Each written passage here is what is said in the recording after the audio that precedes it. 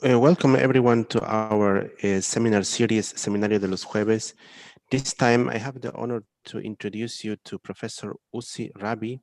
Professor Rabi is director of the Moshe Dayan Center for Middle Eastern and African Studies and a senior researcher at the Center of Iranian Studies at the Tel Aviv University.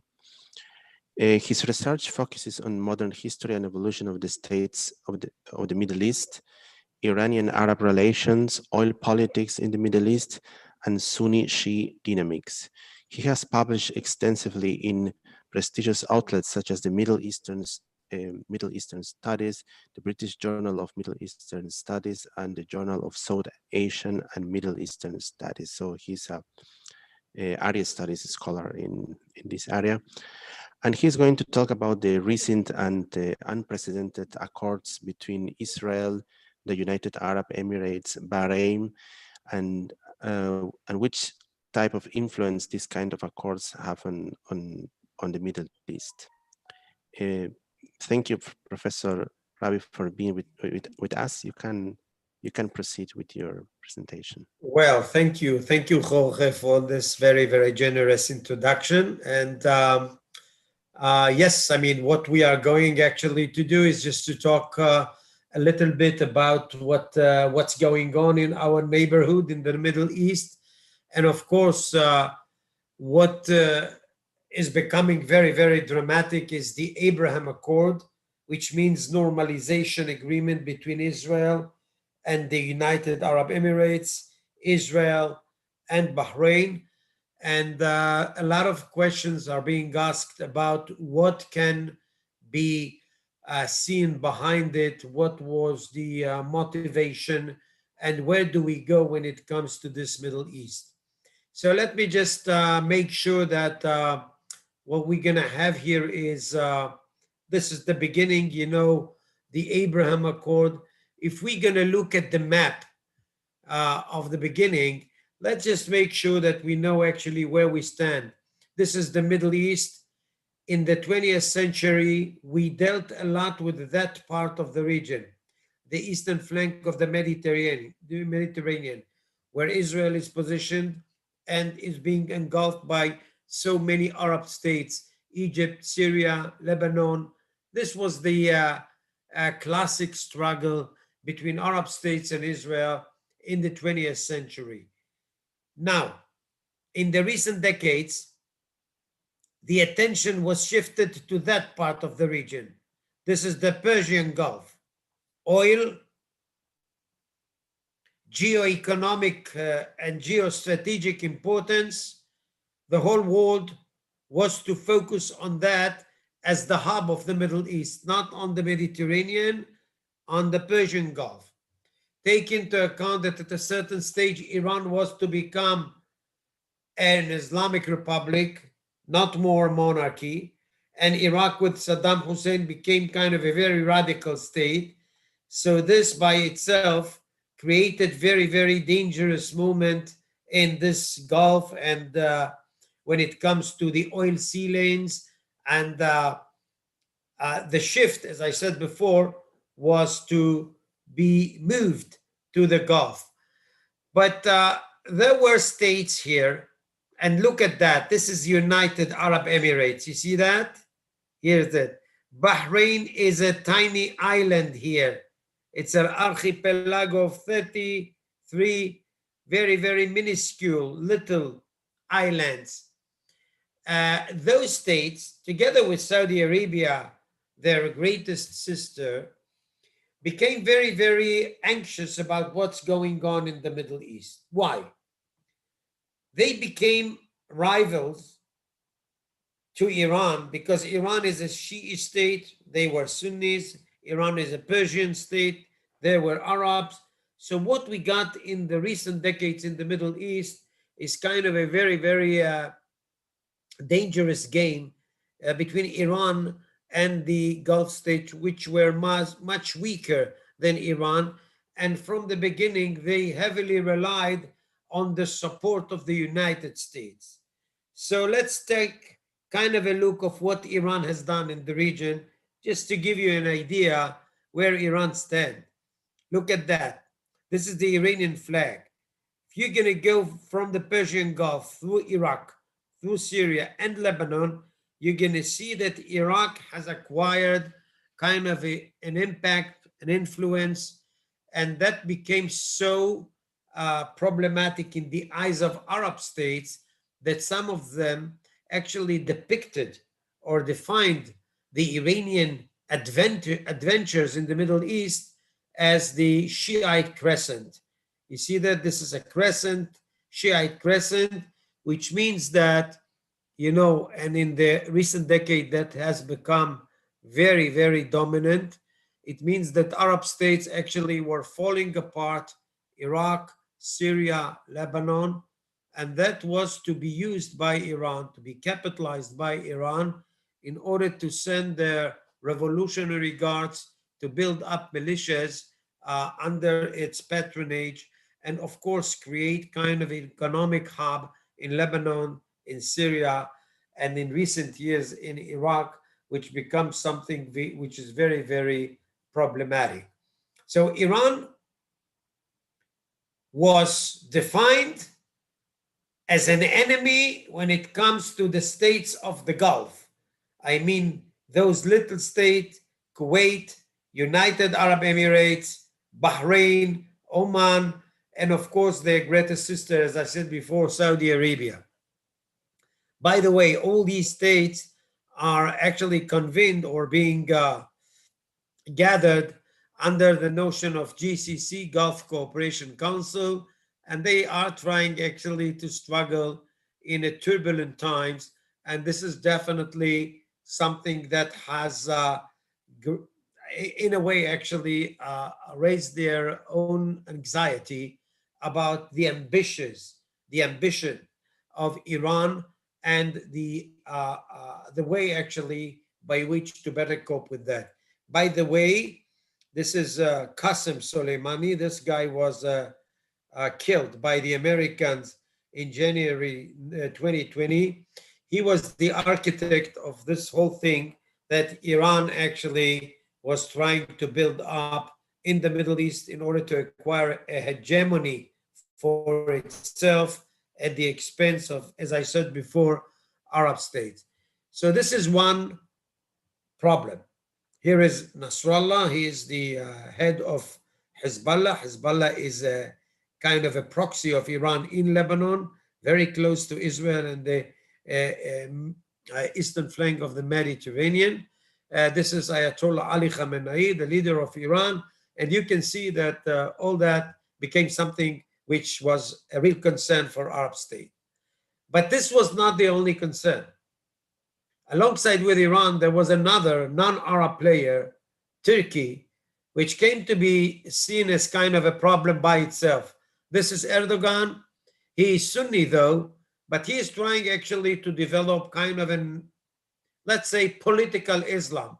If you heard about the Muslim Brothers in Egypt, Muslim Brothers everywhere, a state like Qatar, which supports that too, there was kind of a different, a new, let's say, axis in the Middle East. It's not only Iran, which is Shiite, versus the Sunnis. Within the Sunni world, there was kind of a schism, kind of a separation between the tiny states and states like Saudi Arabia and Egypt and Jordan. And on the other side, there was Erdogan, who is still tries to promote this whole flag of political Islam, which means to tear states into sort of an Islamic republics, the way he did it in Turkey, and managed to change the whole notion of Turkey from a Turkey of Ataturk, which was in the 20th century secular. He actually, for the last 20 years, when he is in power, he became kind of a leader of what he called kind of a Turkey, which is, I would say, raising the banner of political Islam.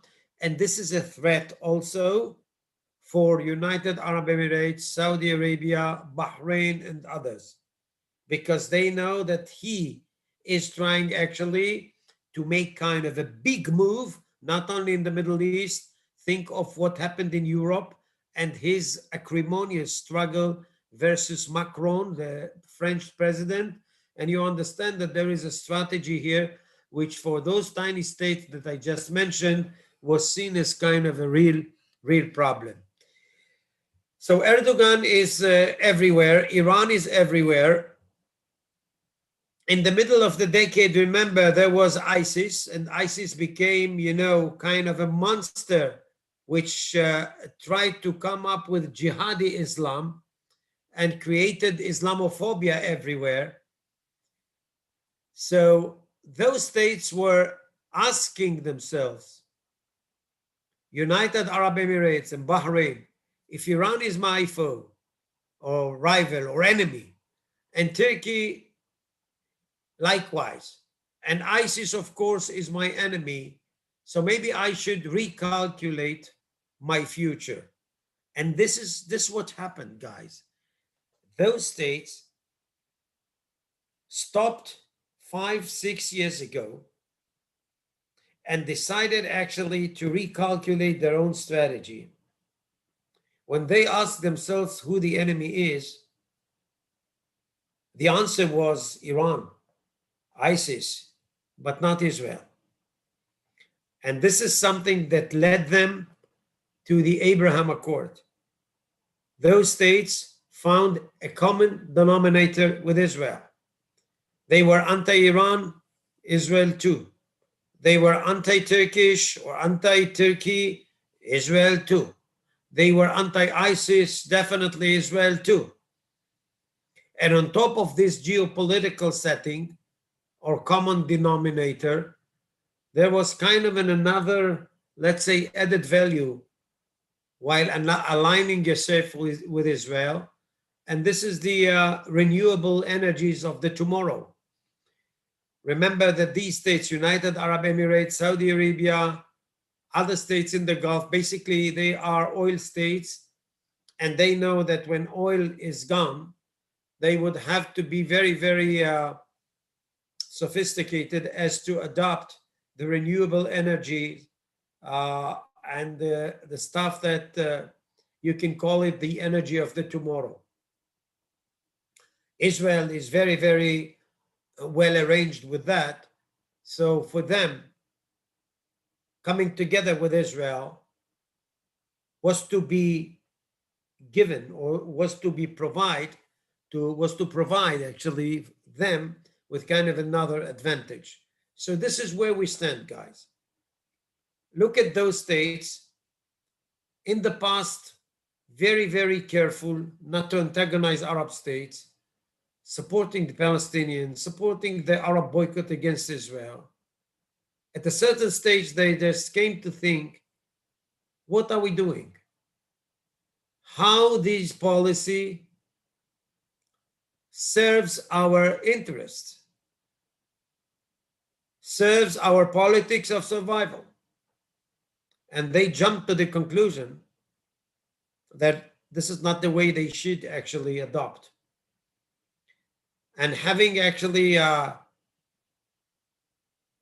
created sort of a shift, and the shift was created by young leaders. This is MBZ, Mohammed bin Zayed, the heir in United Arab Emirates.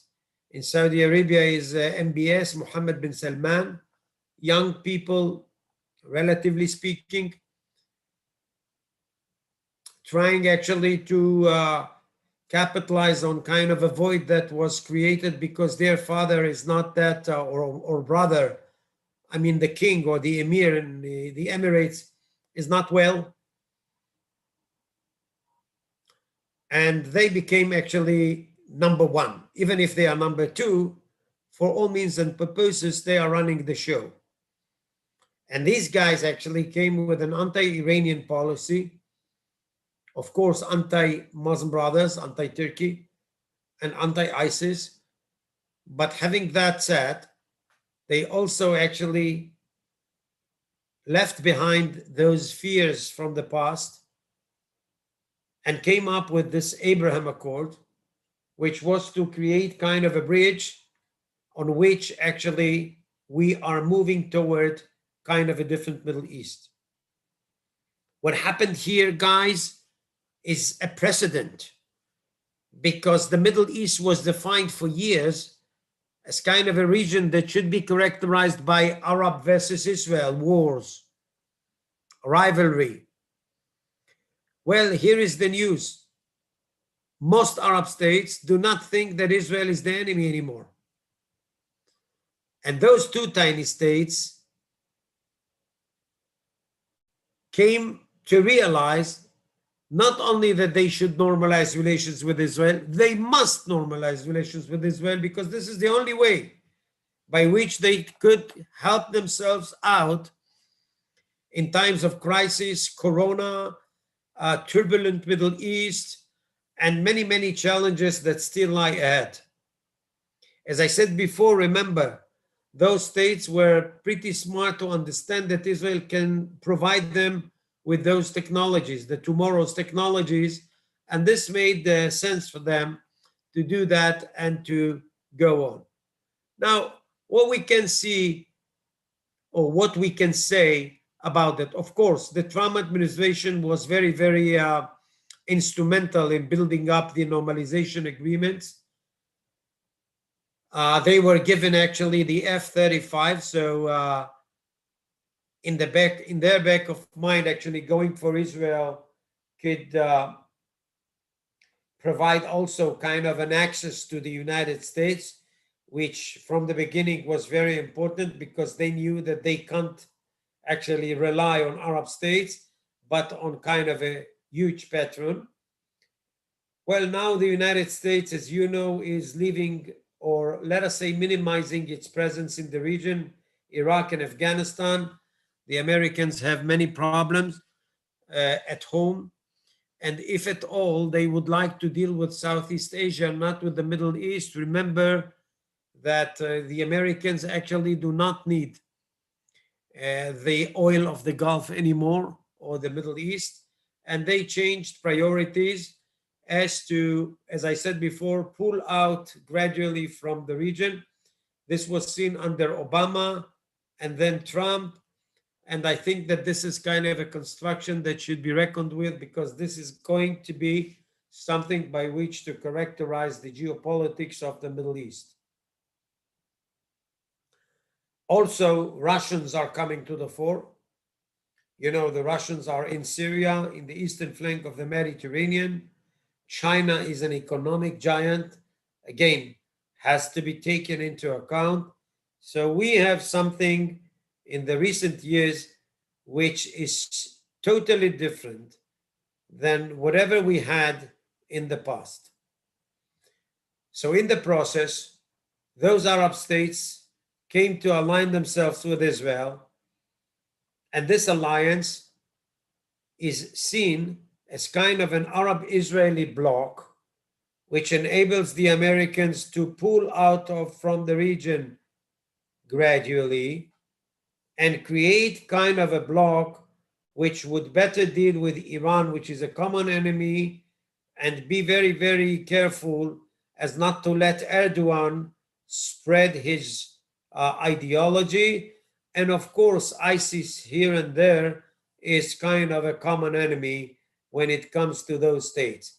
So, I mean, in the Gulf, many Arab states are jumping to the conclusions that Israel is not an enemy. As I said before, remember that Israel has had already a peace agreement with both Jordan and Egypt, and these states are also kind of pro-Western, looking at Iran as a problem and at Turkey as a problem.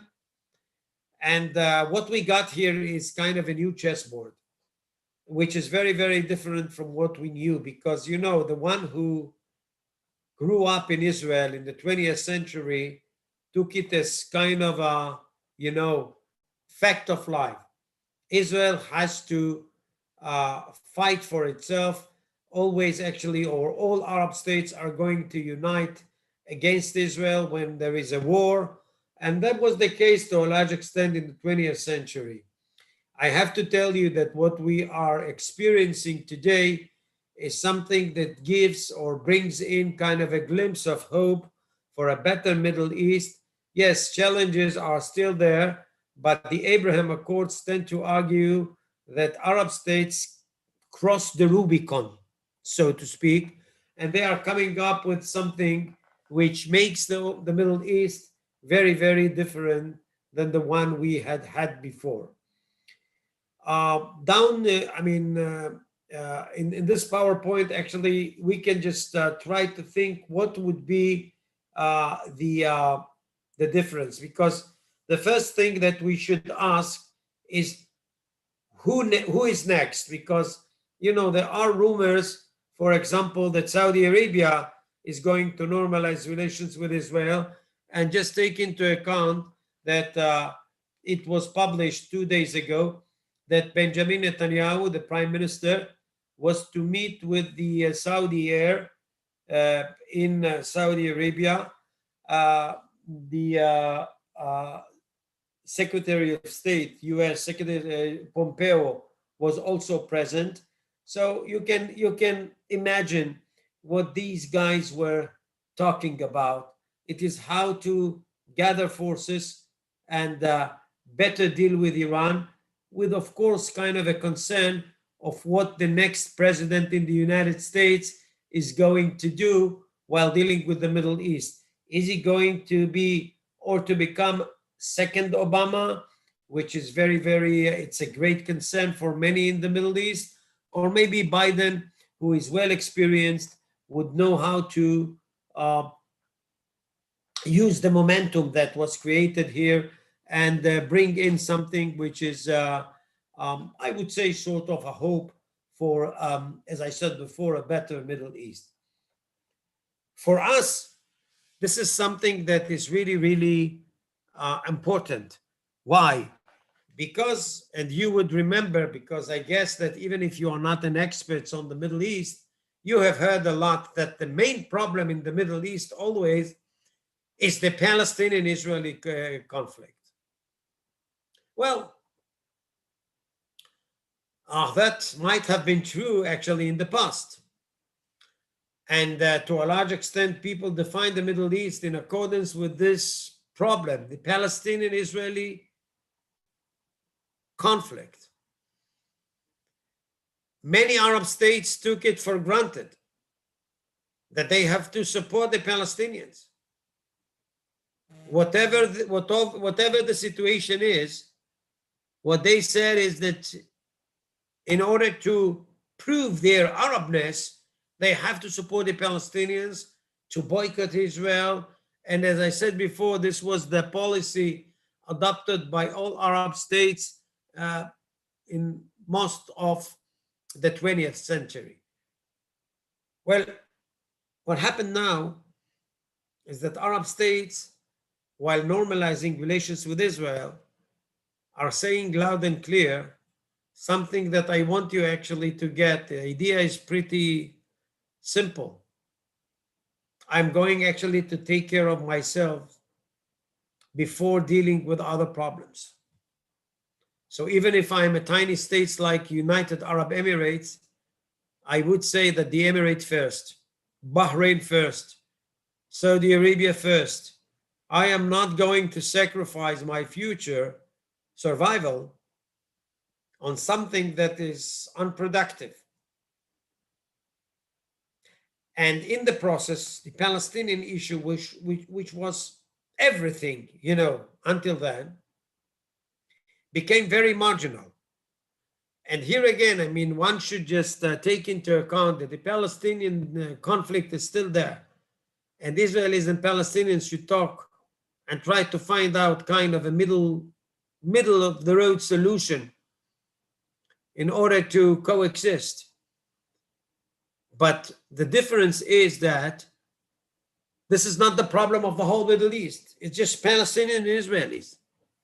And if other states would like actually to take their destiny in their own hands, and they would think that Israel could be a partner, they're going to do that without actually listening to many, many voices coming from everywhere that they are traitors or whatever. And this is exactly what happened. Those states, the Gulf states, are being accused by Palestinians and Iranians that they are traitors, They did something that is not to be done. They normalized relations with Israel,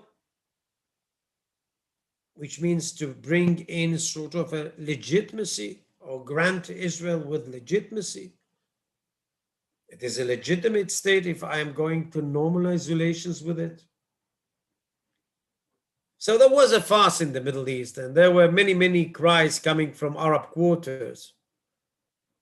In some cases, there were protests against the Gulf states. But in the end of the day,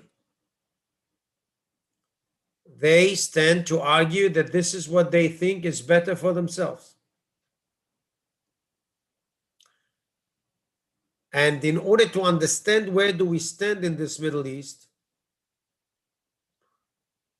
one should take into account that in the recent months, what we did experience in the Middle East is two main scenes. The first of which is this explosion in the port city of Beirut. Well, the port of Beirut was partially ruined by negligence of ammonia and some storage of ammunition, which were to explode in kind of a way that leaves behind a huge damage, killing many people, damaging the infrastructure. And look at that picture. This could tell you a lot about what could be or how miserable a state could be, Lebanon, one time the jewel of the Middle East, or Paris of the Middle East. If you're not that strong as to decide what is better for yourself, you are going to be taken captive by radicals, by states with a huge appetite like Iran. And you know, this has been 40 years almost when Iran installed Hezbollah in Lebanon, and Lebanon became kind of a state which is being forced to be under the patronage of Iran, and Iran is using Lebanon in order to create kind of a stronghold for itself in the Mediterranean, near to Israel, nurturing the Hezbollah, which is becoming a state within a state. And you would understand, and you wouldn't be surprised if I would tell you that there are many Lebanese, especially in the north of the country, Sunnis, who are dreaming of one-time Lebanon that now has become kind of a ruined state because Iran is using Lebanon in kind of a cynical and very cruel way in order to just fulfill its ambitions. And this comes at the expense of the Lebanese people who are suffering a lot. This is one thing. Look at it. If you snooze, you lose. If you don't ask yourself, actually, how should I proceed from here? And you take for granted, if everybody's doing that, I'm going to do that too, as was the case in the 20th century, you might end up with a calamity. At the same time, there was another scene. And the other scene was this El Al airplane, which came from Tel Aviv, crossed the Saudi desert, the Saudi approval, and landed in Abu Dhabi. This is another recipe. This is another option for many Middle Easterners to ask themselves what they would like for themselves. Are they going to turn into a second Lebanon? Or maybe, just maybe, they are going actually to come us with a bold and courageous move and take themselves toward the 21st century. I think that 2020, well, it's a horrific year, you know that, everywhere, all over the world. This is the year of the COVID-19, the year of the corona, of the pandemic. And we know that this year is going to be remembered badly. It's kind of a year of a calamity to the human civilization. But you know, I think that 2020, in retrospect, is going to be remembered, at least in the Middle East, also as the year where things started to change here. When Israel no longer was taken 100% as an enemy. When this one-time formula by which to say, if Israel is not going to solve out completely the Palestinian-Israeli conflict, there is no chance for Israel to have normalization agreement with any Arab state. Well, look at what happened. This is exactly the opposite. And I think that this is something that we have to just bear in mind.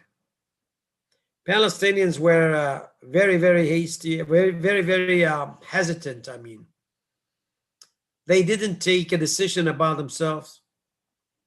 They did believe that time is acting in favor of them. And I think that in the nowadays calculus, they can definitely think of themselves as losers, at least when it comes to what they could have achieved before and now.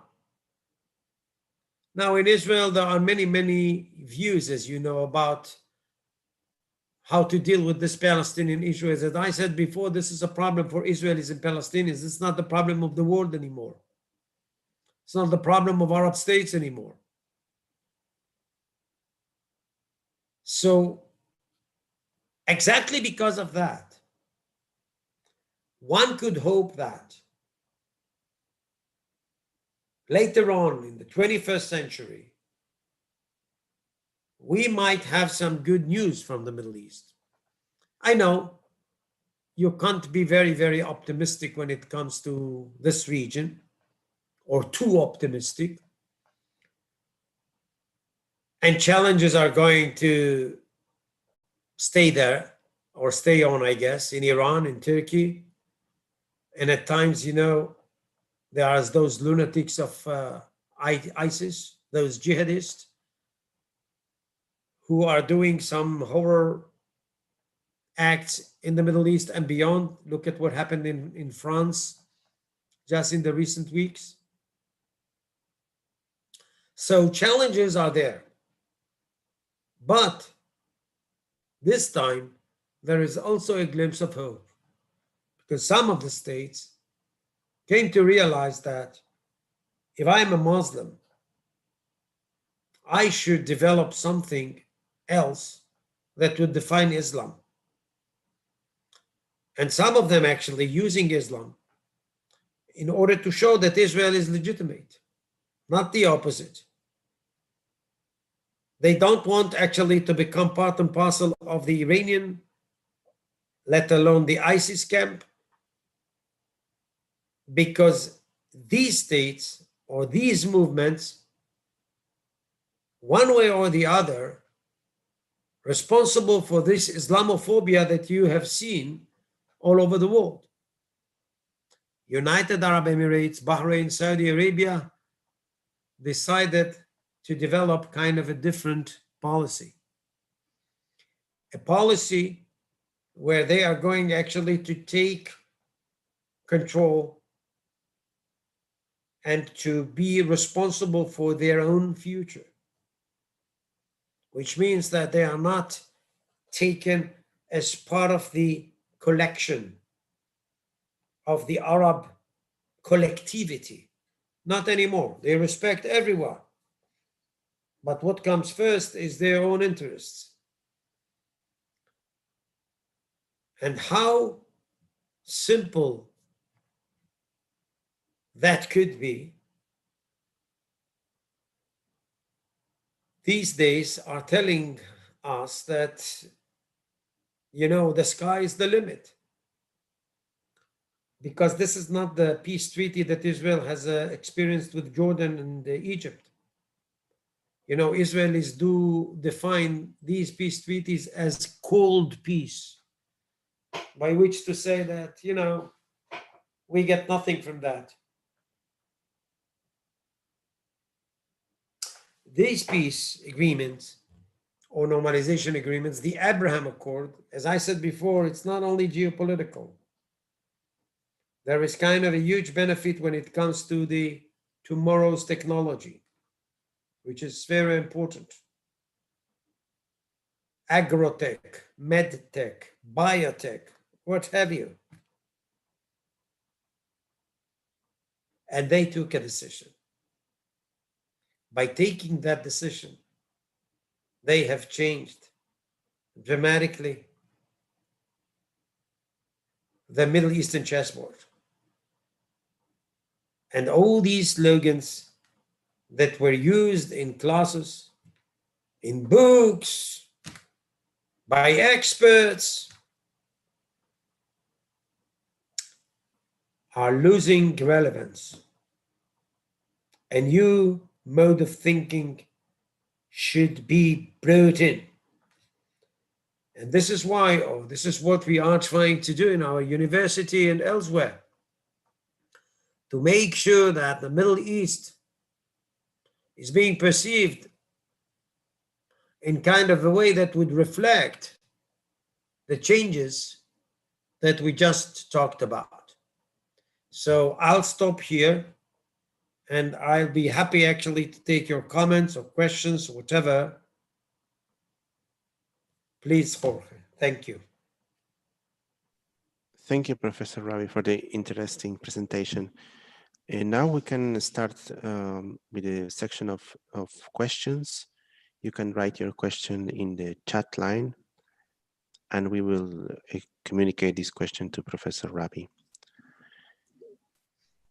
In the meantime, I had a question that was listening to the presentation. For me, was interesting that this initiative came from the smaller states, no? Actually Bahrain and United Arab Emirates.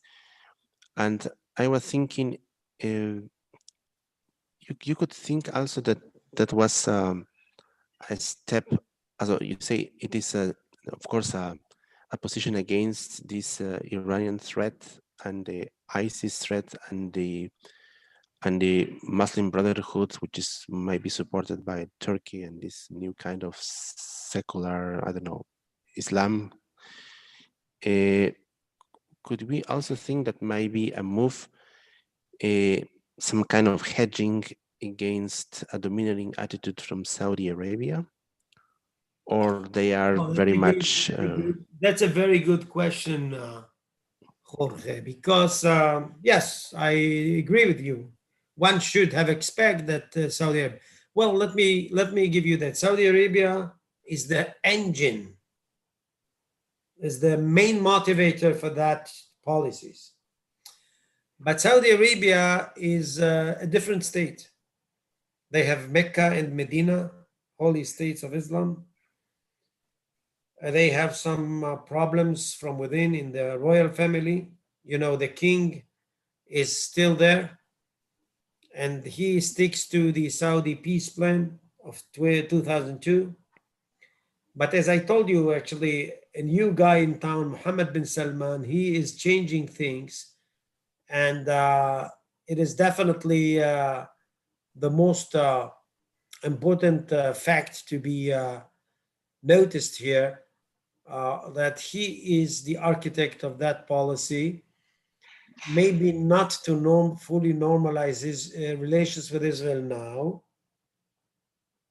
but make sure that your protege Bahrain is going to do that. And the state which is a follower of the Saudi line, United Arab Emirates, is going to do that. And as I told you before in the lecture and presentation, the simple fact that Netanyahu and Mohammed bin Salman just met 2 days ago in Saudi Arabia, and everybody knows that, can tell you a lot about how changeable things are. Now, I think that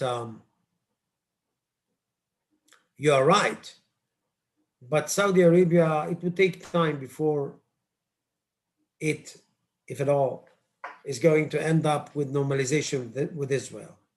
But if you have kind of an idea about the Saudi history, how anti-Israeli and anti-Jewish this state was, the simple fact that Saudi Arabia today is opening its airspace for Israeli airlines, civilian or whatever, this is for me much more than normalization in Saudi terms. You see what I mean? So the bottom line should be, Jorge, in my opinion, is that an Arab-Israeli bloc was created. And these states do see eye to eye as to what the dangers are. And I think that I see here another question, which is coming from Enrique. Is there any kind of military secret service cooperation envisioned as well as against Iran and ISIS? Well, that's a good question, Enrique. I don't think that they are building kind of a military might to attack Iran. But remember, Enrique, almost a year ago, Saudi oil fields were attacked by Iran, and that went unnoticed. This is something that Saudi Arabia cannot afford itself anymore, or the recurrence of such a situation. So definitely there is the military strategic thinking here, because Israel is going to help them out. Israel is going to be present there in the Gulf, where Iran is in the other side. And the hope is that that would be kind of a bloc that would deter Iran from going on with its adventures in the Middle East and with some other things. Of course, Enrique, the big question is how the Americans are going to perform while dealing with the Iranians. And remember, these states, Saudi Arabia and Kuwait and Bahrain and United Arab Emirates, they are very anxious because they do afraid that Biden is going to be second Obama. And they remember that when Obama was here, the Iranians actually got almost what they wanted. I don't know if that is the true, but this is what they think, because they are very obsessed about Iran. So yes, it has some military dimension, not necessarily to attack somebody, but just to put sort of military might that is going to be reckoned with whenever Iran or somebody else is having kind of a plan to do something, just to give them some second thought. And don't forget, Iran is trying to build up its many installations in Syria, in Lebanon. Israel is attacking them there. The Russians are there. And there is kind of a very confused game where the Russians, if they would like actually to make Syria be repaired, what everybody tells them that just pull Iran out and you're going to see that everything is being sold out. So there is a lot of things to just come up with, because there are many orientations and many hands But now when we can look at what's going on here, I can tell you that this is very confusing, very, very dramatic in a sense, but I can tell that the game is being played in a different way because the cards were reshuffled. And the reshuffling of the cards is the Arab-Israeli bloc. This is unprecedented. So whatever we're going to have in the Middle East, it won't be actually everybody against Israel, as was the case before, but more of almost everybody against Iran. And if that would be the case, one should hope that in the medium run and definitely the long run, we're going to have kind of a different Middle East for the sake of our next generations. In Arabic, you say, Insha'Allah. In Hebrew, you say, Be'ezrat Hashem, with God's will.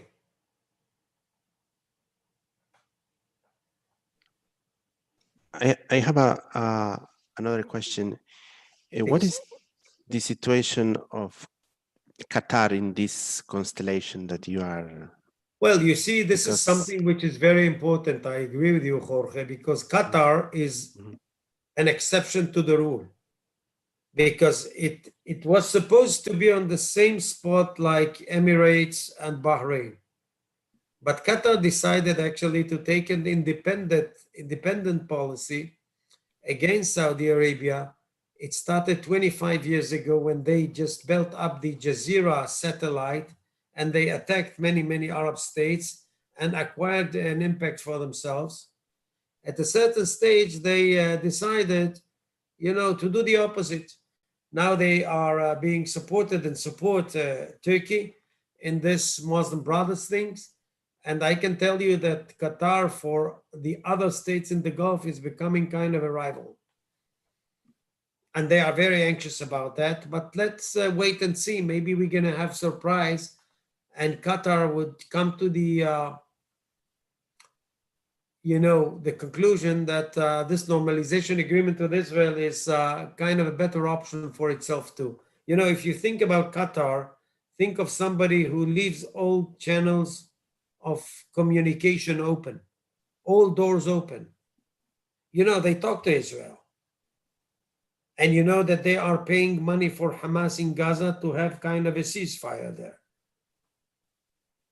And they talk to Iran and they are part and parcel of the Turkish camp, so to speak. So when you look at that, they are trying actually to keep things in balance, one would say. But in the process, they actually channel money to the bad guys. And when it comes to that, they are being perceived by many as kind of a very problematic rival. And I agree with you. This is something which is very, very problematic, especially when we are dealing with the Gulf states, because this is exception to the rule. And Qatar is playing kind of a different game, which at times is very, very nasty. You talk in several occasions, you talk about to attain a better Middle East. What is exactly this? Well, I mean, I do hope that my grandchildren, 21st century, young people like you, are going to have a different agenda. I can hear that everywhere. Because we are browsing the internet, we meet Arabs, we meet Middle Easterners, we talk to people. We know that many would like to have kind of a peace of mind, a job opportunity. I hope that with the passage of time, with these young people who are keenly aware of what's going on in the world because they are well connected to the social media, so to speak, they would come, and you can see protests all over the region. It would take time because the regimes in every state are very, very cruel and tough. But time will tell. In my opinion, when people start thinking about their future generations, when they coming up with the question that, hey, don't give me that story about Israel. I couldn't care less. What about me? Are you going actually to provide me with job opportunities? How can I make a living? What happened with our ruined economy? How come that money was stolen by you, leaders? This is not me saying. This is everybody in this region. Now, there was Arab Spring, as you know. It didn't succeed because of what I just said, that, the regime is much more stronger than the public, and the public is not well organized. But the protests are there. And I do hope that with the passage of time, young people armed with this, awareness of how the political game should be played, very, very aware of their rights to get kind of a good living. I mean, these people could come up with kind of a call that the situation must be changed. In some cases, there is a change. Look at Tunisia, I think in the Gulf states. But Jorge, here is the change. This is something that comes bottom up, not top down. And when things are having that direction, bottom up, there is a huge potential for a positive change in the end of the day. It will be very difficult. It's a long process. But you have to start from a different point, from a certain point. And I think that this whole process has been started. How long it would take? Well, we'll have to wait and see. Well, I see that, when I'm looking at the Gulf states now in Israel, in my opinion, this is not less than a revolution. Because when it comes to Israel, this is something that my late father wouldn't believe that Israel would have that, in the future. But Arab states do think that Israel should be normalized. Not because Israel is, the best country on earth. Not because they love Israel, because the convergence of interest. Because this agreement actually serves well both parties. And not only geopolitically, but also economically, culturally. I have to tell you, having been to Dubai and Abu Dhabi, it's different. You are, as an Israeli, you are more than welcome. And there are delegations coming to Israel too. And there is kind of an understanding that, you are you and me is me. I won't force myself on you, and you shouldn't do that to me. If I'm going to respect you, even if you are other than me, and you're going to respect my otherness, we can do together huge things. That should be the spirit.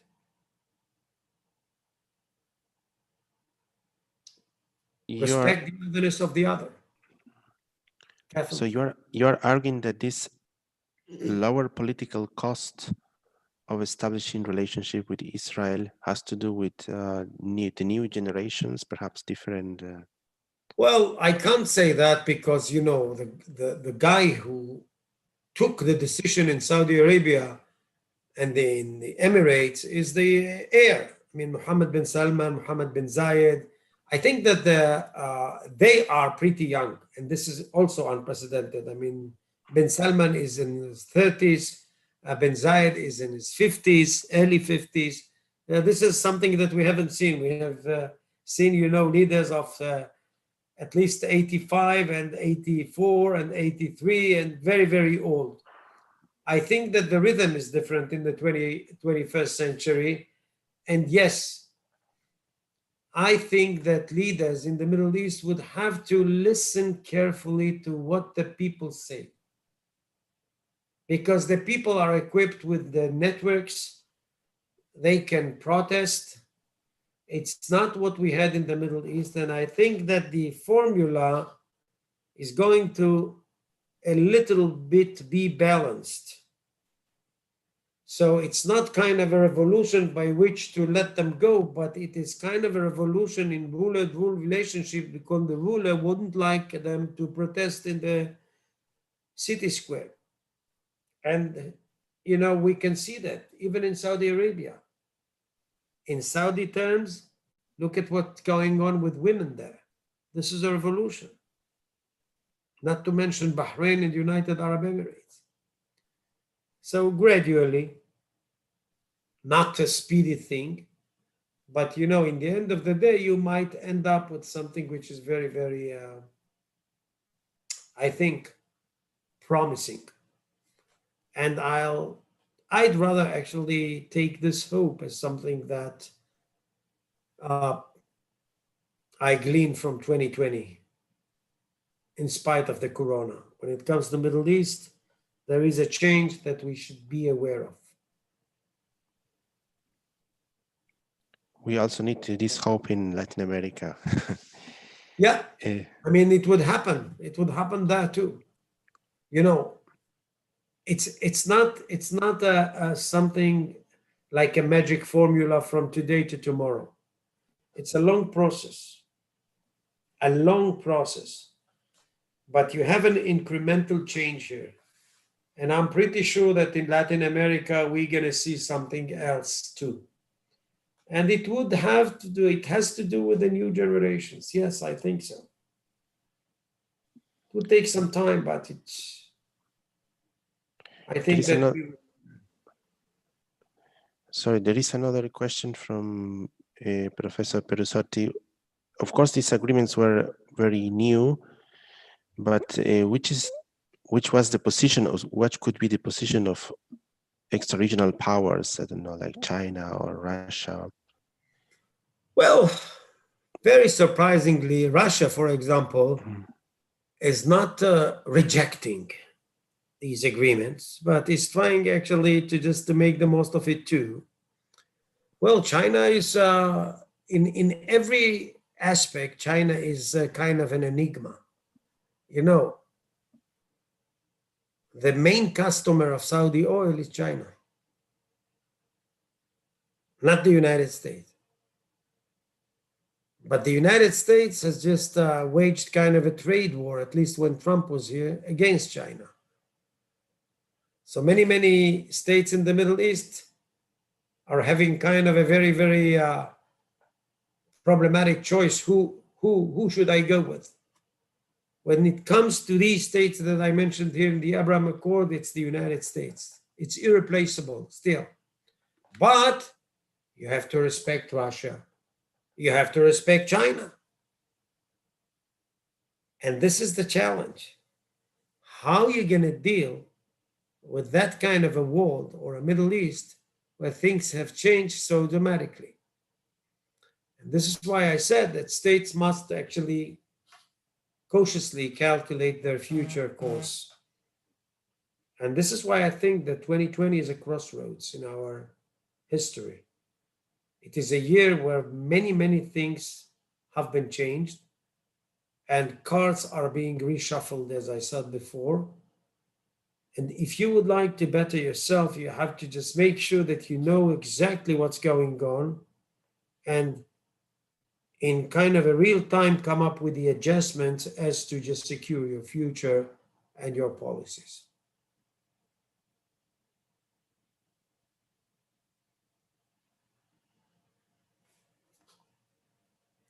I can't hear you. Thank you for your very illuminating presentation. Thank you.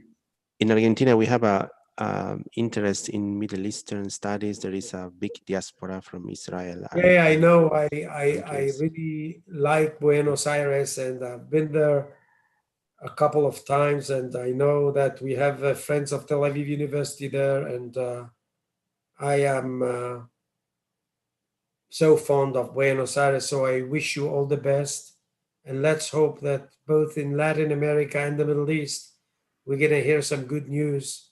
Stay healthy, and let's hope first of all to just get out from this Corona days, and thereafter build up a different world. Well, thank you very much it was a great presentation. Unfortunately, I have to run also no, it's okay. For my class. Thank but you. We really enjoy and we look forward to listening to you.